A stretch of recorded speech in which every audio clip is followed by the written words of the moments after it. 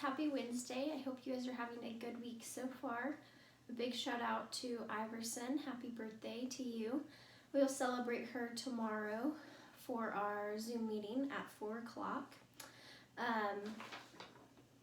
Today is April 29th, 2020, and our learning menu stuff for today for reading is alliteration practice.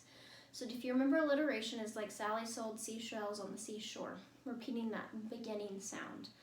Make up 4 of your own tongue twisters using repeating beginning sounds. For example, Sally sells seashells by the seashore. For math is measurement worksheet, and it's attached. Grab a measuring cup and fill it with water, then pour it into another cup. Does it still look like the same amount? Is it the same amount? Why or why not? So just because you change the container, sometimes it may seem like there's more in one, but it's the volume or how much room is in that cup or that container. Writing. 3rd grade is the best. How many words can you make out of that phrase? Write the words down, or you could do a keyboard challenge.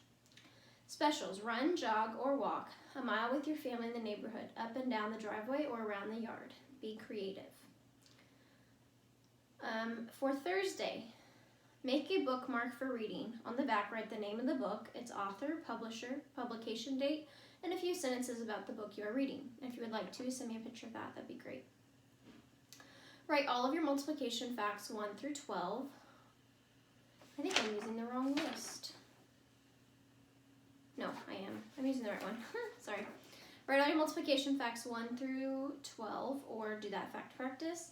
Get an ice cube from your freezer. Observe how long it takes to melt. Why do you think it took that amount of time to melt? Or you could do an ice experiment. Write a paragraph about what you miss about school. Use as many description as possible. Adjectives makes your sentences more interesting. So instead of just saying, I went to the ocean, you can say, I went to the blue, beautiful ocean. And then specials is draw a picture of yourself playing the musical instrument that you made last week, or for your family only, have someone video you playing the musical instrument that you made. Okay, so make sure that you guys are staying caught up with that. If you got behind last week or even the week before, do your work and then let me know so that I can write that down. Okay, so we left off with the Darling children riding off with Peter Pan, and I only got one response of if you would go to Neverland, and that person said that they would. I maybe would, but I'd also be kind of scared that I would never get to come back. So, Chapter 4, The Flight. Peter told Wendy that the way to Neverland was second to the right and straight on till morning. It wasn't quite that easy. The children followed Peter in his flight, but Peter seemed only to follow his nose and not a map. But they didn't mind. Flying was such fun it made no difference if they were going somewhere or not. They circled in the air like soaring birds, swooping around church spirals and racing with the clouds. They lost all track of time, and soon they were all over the sea. When they were hungry, Peter would snatch a bit of food from a passing bird for them. Then, when they were sleeping, they would fall straight towards the sea, only to be saved at the last minute by Peter, who treated the whole thing as a game. He loved to show off by sleeping on his back or by teasing sharks in the water below. Tell him to stop showing off, John said jealously. We must be nice to him, Wendy answered. If he let us, where would we be? Or if he left us, where would we be? We could go home, Michael said. Wendy flew alongside her little brother. But we don't know the way, she said. We must be polite to him. Peter had flown off for a moment, and the children felt quite lonely. They were sure he had forgotten them. He forgets things he did only moments ago, Wendy said. He might forget us, too. The sun was high in the sky, and the sea below was calm when Peter pulled alongside the children. There it is, he said, Neverland. Peter, John, and Michael looked into the distance. Where? They shouted. They craned their necks for a better look. And suddenly they saw it. All at once. They knew in an instant it was Neverland. There's the lagoon, Wendy said, as she pointed to the island in the sea. And there's your cave, Michael, John said with glee. I see smoke from an Indian camp, Michael said. It's just across the mysterious river. In the children's dreams, Neverland was make-believe. Now it was real. Peter was annoyed that the children already knew so much about Neverland. He wanted to be their leader. He sent Tinkerbell on ahead to scout the island.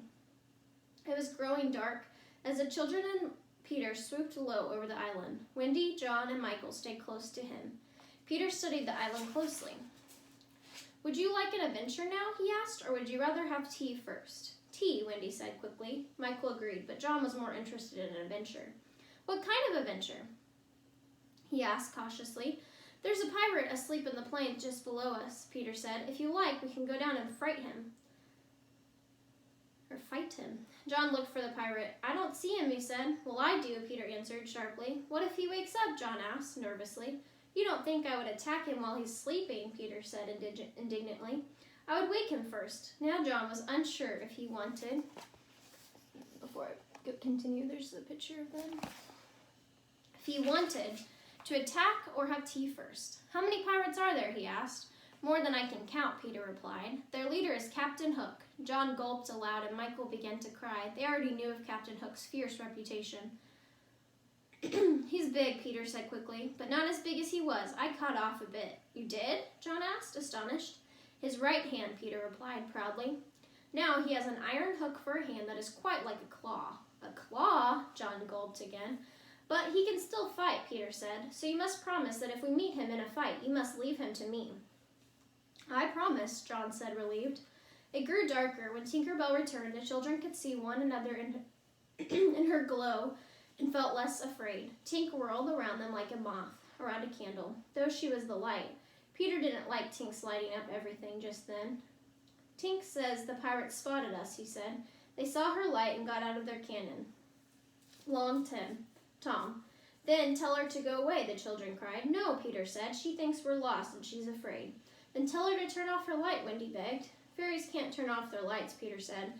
"The lights only go off when they're asleep, and they can only sleep when they are tired." He glanced at the children. "If one of us had a pocket, we could carry her in it," he said. He thought for a moment. "I have it. John can carry her in his hat." Tink agreed to hide in the hat, though not if Wendy carried it.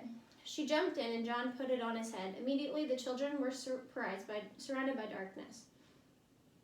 They flew on in silence, though many noises reached them from the island below. Suddenly the air was rocked by a powerful roar as the pirates fired Long Tom. There was no longer any doubt that the island was real. Peter was tossed high in the air and out of sight by a rush of wind. Wendy and Tinkerbell, who was still in John's hat, were blown into another direction. John and Michael floated alone in the darkness. "Are you shot?" John whispered to his brother. "I don't know," Michael whispered back. Luckily, nobody was hit by the cannonball. Tinkerbell popped up out of John's hat to find herself alone with Wendy. This was a perfect time for her to get rid of Wendy, for Tink was very jealous of her. She flitted back and forth in front of Wendy, filling the air with the tinkling sound of her voice. Wendy couldn't understand her, of course, but thought it meant "follow me." Wendy didn't know what to do. She called for John and Michael and Peter, but nobody answered. Since Wendy didn't know that Tink didn't like her, she trusted the tiny fairy and followed. She didn't know she was flying to her own doom. Okay, so now we are on chapter 5. I think that's it. You guys have a great night, and if you have any questions, let me know. Bye.